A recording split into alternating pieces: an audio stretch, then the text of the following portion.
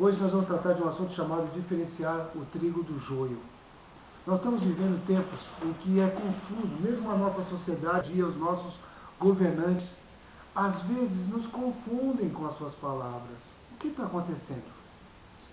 Por que as pessoas estão se voltando um contra o outro? Em algum momento, alguma coisa está acontecendo que está gerando isso. Jesus tem uma palavra que eu acredito que vai nos ajudar bastante a esclarecer esse tipo de coisa. Está no livro de Mateus, capítulo 13, nos versículos 24 a 30. Diz exatamente assim: propôs-lhes outra parábola, dizendo: o reino dos céus é semelhante ao homem que semeou boa semente no seu campo. Mas, enquanto os homens dormiam, veio o inimigo dele, semeou joio no meio do trigo e retirou-se. Quando, porém, a erva cresceu e começou a espigar, então apareceu também o joio. E chegaram, pois, os servos do proprietário e disseram-lhe: Senhor, não semeastes no seu campo boa semente? De onde, pois, vem o joio? Respondeu-lhes: algum inimigo é quem fez isso. E os servos lhes disseram: queres, pois, que vamos arrancá-lo? Ele, porém, disse: não, para que, ao colher o joio, não arranqueis com ele também o trigo. Deixai crescer ambos juntos, até a ceifa, e por ocasião da ceifa, direis aos ceifeiros: ajuntai primeiro o joio, e atai-o em molho para o queimar. E o trigo, porém, recolhei-o no meu celeiro. Esse texto fala de uma parábola. Parábola é como uma alegoria. É alguma coisa que tenta mostrar para você uma verdade que você não está esperando. Essa parábola, Jesus usou ela logo depois que ela usou uma parábola chamada de semeador, que falava de um homem que saiu para semear e jogou a sua semente numa boa terra. Uma semente caiu no meio do espinho, outra semente caiu na estrada, outra caiu no meio de pedregulho. E aí Jesus agora falou assim: eu tenho uma outra parábola. Jesus tinha convidado o povo para conversar e ele estava à beira do lago de Genezaré, ou mar da Galileia. E como todo mundo estava em volta dele, Jesus entrou num barquinho e se afastou um pouco, o suficiente para ter uma visão de todas as pessoas que estavam à volta. E ali ele se sentou e começou a conversar com as pessoas. Enquanto ele conversava, as pessoas iam ouvindo. Só que é estranho, mas Jesus falava para as pessoas ouvirem, mas não era para entenderem. Jesus falava para que as pessoas tivessem conhecimento das palavras que eram faladas, mas essas palavras para eles eram como comparativos simples, que eles não entendiam a aplicação. Lembra da prova ou dos problemas de matemática? Quando alguém falava: eu vou dar um problema de matemática, todo mundo ficava desesperado só por causa da palavra problema. Porque a palavra problema, na nossa infância, representava, era um desafio que você tinha que vencer. E aí a professora dizia: caneta, 2 dedos, comece a escrever. Olha o ditado: quanto é 1 mais 1? Interrogação. Nessa hora, o problema já tinha tido solução.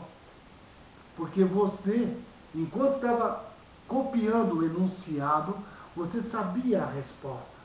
Porque você já sabia o que deveria fazer. Ou, quanto é 10 menos 1? Uma interrogação. Não tinha múltiplas escolhas. Tinha sim uma pergunta, era um problema. E você, com o seu cérebro, com a sua cabeça, com a sua inteligência, com as suas aulas que você teve antes, você tomava a decisão para dar a resposta. Você tem que ter conhecimento. E até permitia que se usasse as mãos e os dedos.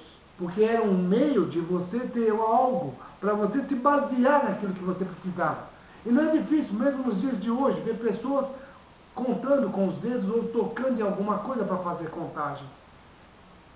Jesus falava por parábolas para que as pessoas pudessem ouvir, mas elas ficavam ouvindo e falavam: que maravilha, eu conheço, eu sei o que é um joio, Eu sei o que é um trigo. Eu sei o que é semear. Eu sei o que é uma semente ruim quando está na terra. Eu sei que deve ser separado uma da outra. Mas o que significa tudo isso? Então vamos começar. Primeiramente, vocês sabiam que dos cereais do mundo, o trigo é o segundo mais plantado? O primeiro é o milho e o terceiro é o arroz. Sabia que na face da terra, por milhões de anos, muitos anos, as pessoas usam esse cereal e dele tira o seu sustento, o pão de cada dia, a massa, que pessoas não conseguem viver sem? É um exemplo simples que Jesus está dizendo. Um item necessário. Em frente, em confronto a um item desnecessário. Quem é o joio?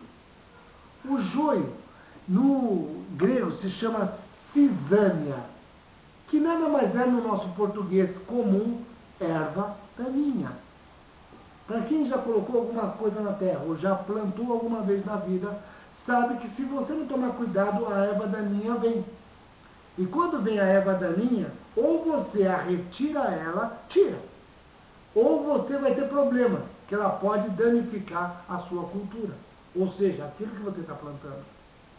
Só que tem um pequeno equívoco aqui. Jesus deixa claro que o trigo, apesar de ser tão importante, quando é plantado junto com o joio, que é um tipo de erva daninha, tem um problema sério. Não é fácil de tirar um do outro. Porque os dois têm o mesmo tipo de talo, o mesmo tipo de folhagem e o mesmo tipo de crescimento. Em outras palavras, eles são tão parecidos que para um leigo como qualquer um de nós, salvo se vocês já plantaram arroz, você vai achar que é o mesmo. Que é a mesma flor e que maravilha quanto produziu! Que maravilha!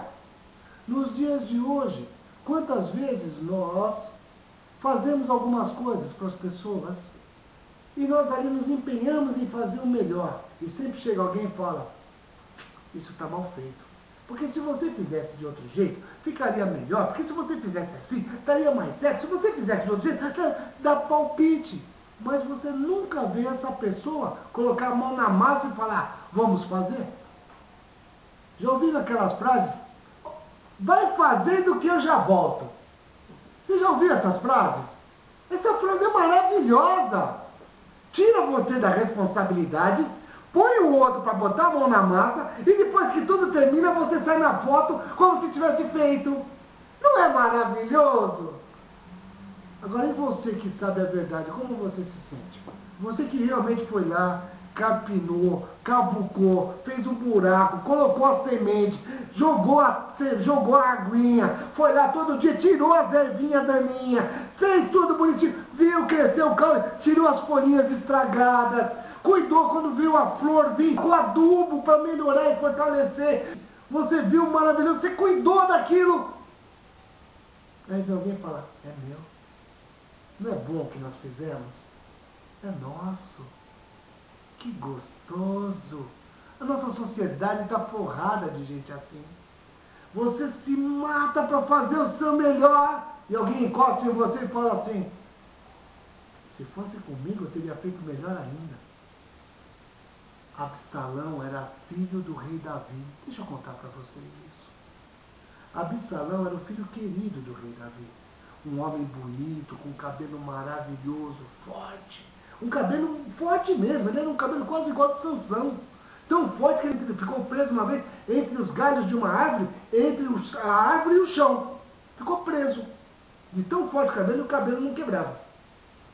Esse homem, quando Davi estava num tempo da história dele de reinado, ele ia na porta de Davi e falava assim, o que o meu pai falou? Ah, meu pai mandou você fazer isso? Ah, se fosse eu falaria para você, vai ser feliz, toma um dinheirinho, fica à vontade. Olha, mas conta comigo, tá bom? Porque se é comigo, eu faço melhor.